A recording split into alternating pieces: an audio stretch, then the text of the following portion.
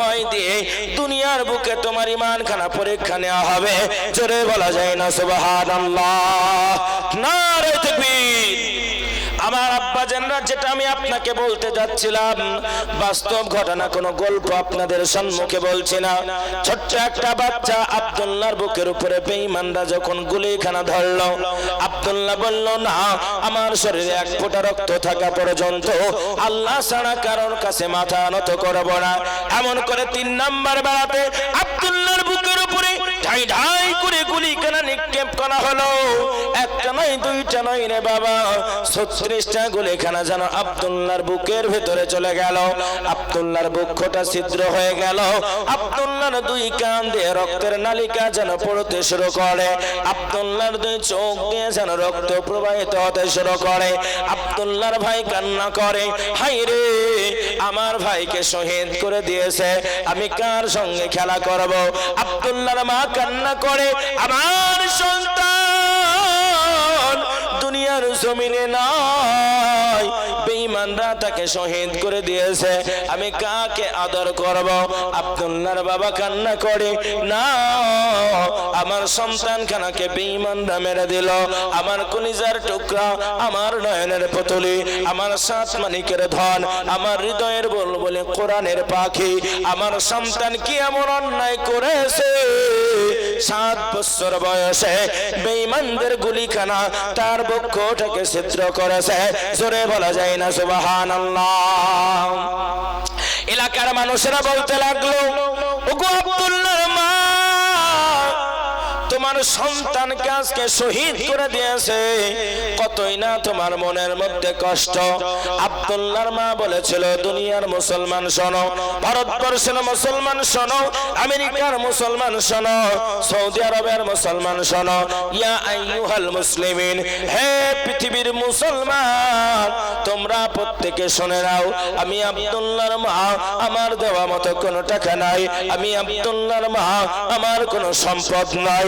এ পৃথিবীর মুসলমানরা, তোমরা দামি ঘরে ঘুমাও, দামি দামি খাবার খাও, ফল ফলাদি দিয়ে তোমরা নিজের জীবনকে উৎসর্গ করো, কিন্তু না, আমরা ফিলিস্তিনের মুসলমান, ফিলিস্তিনের জমিন থেকে তোমাদেরকে জানাই, আমাদের খাবার মতো কোনো অন্ন নাই, আমাদের থাকার মতো কোনো জায়গা নাই, তোমরা নরম বিছানার মধ্যে ঘুমাও, কিন্তু না,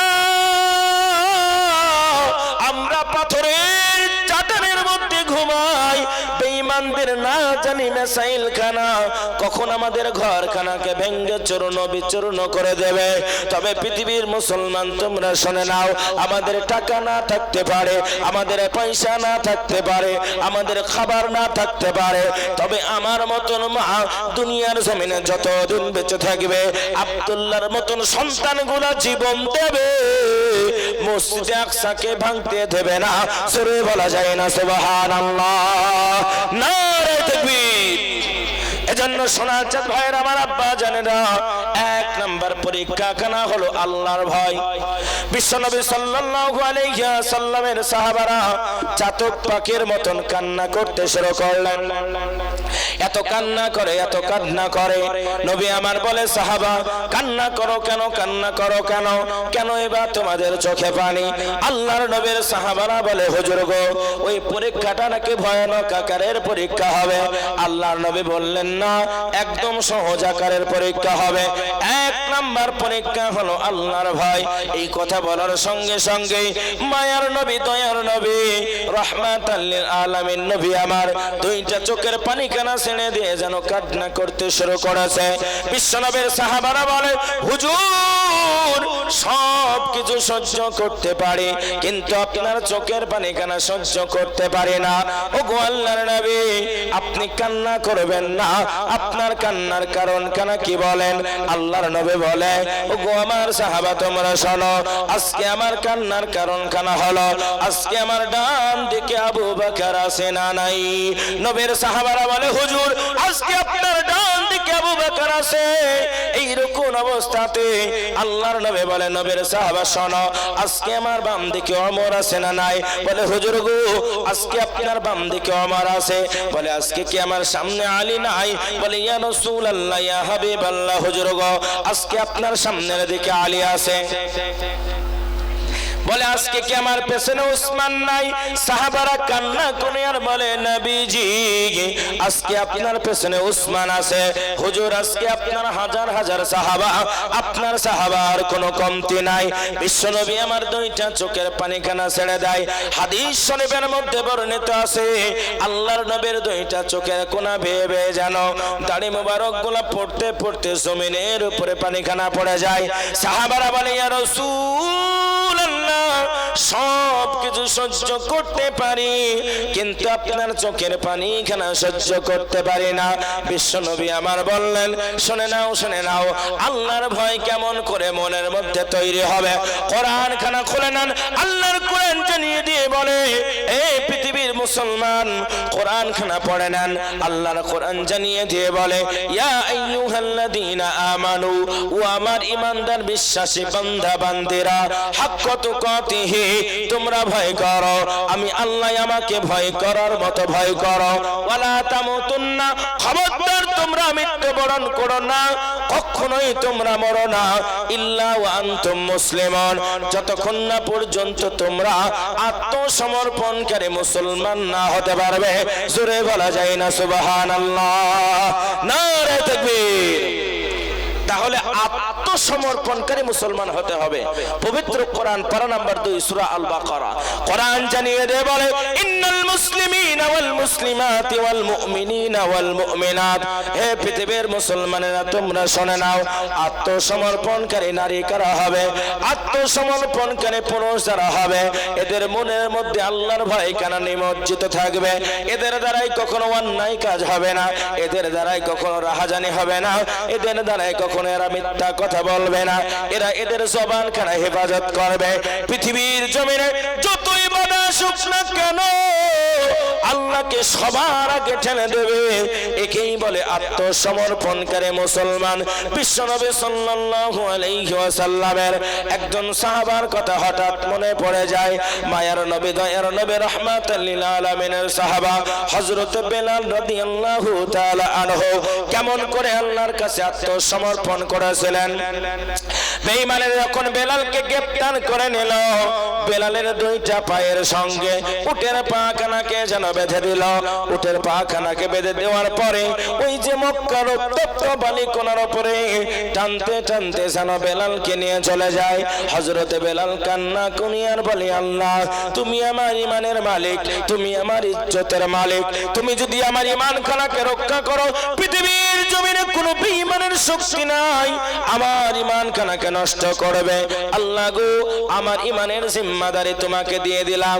আমার আল্লাহ তাআলা বেলালের অন্তরের মধ্যে ইলহাম জানিয়ে দেয় আর বলে বেলাল খবরদার খবরদার ভয় করো না, পৃথিবীর বুকে যার কেউ নাই তার আছে একজন আমি, তার নাম কে তাড়াতাড়ি করে বলুন।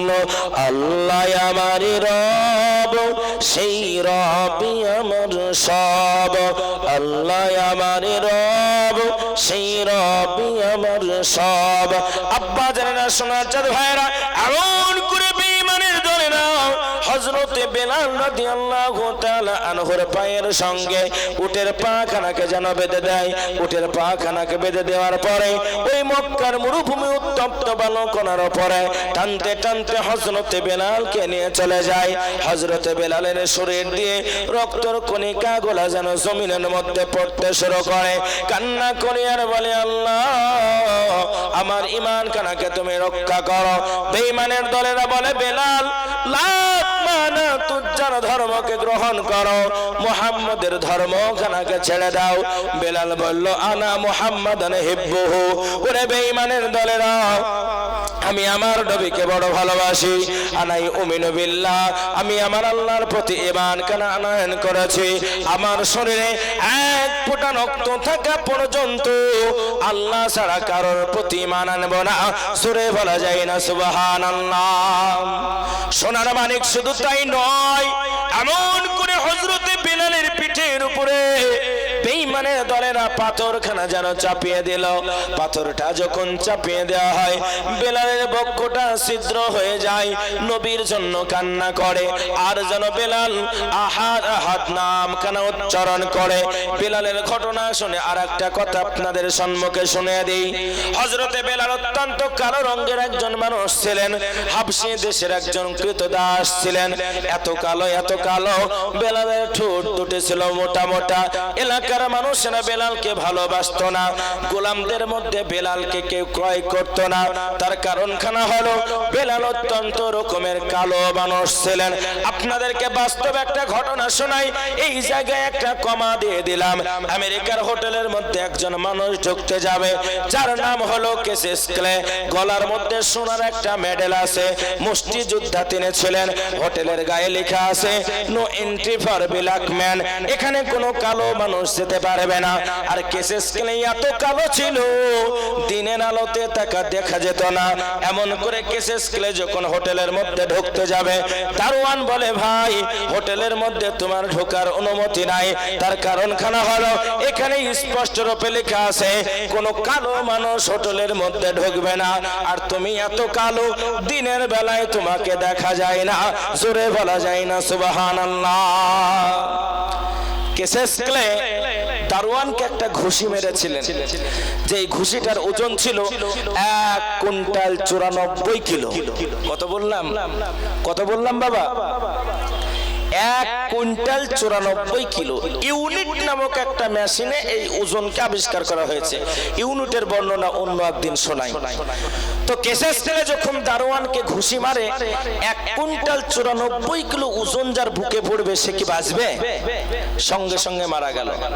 জেলখানার মধ্যে ঢুকে দিল। প্রথমে বলেছি দাড়িওয়ালা মানে জঙ্গিবাদী, টুপিওয়ালা মানে জঙ্গিবাদী।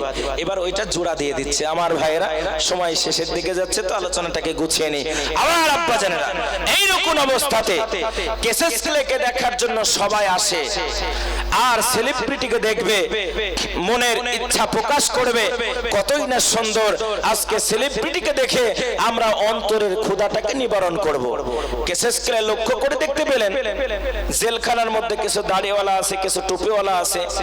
এদের অন্যায় হচ্ছে, এরা জুব্বা পড়েছে বলে আমেরিকার সরকার ওদেরকে জঙ্গি বলে জেলের মধ্যে ভরে দিয়েছে।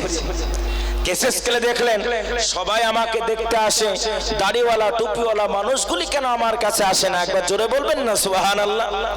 গুটি গুটি পায় তিনি আস্তে আস্তে তাদের কাছে আগিয়ে গেলেন। আগে যাওয়ার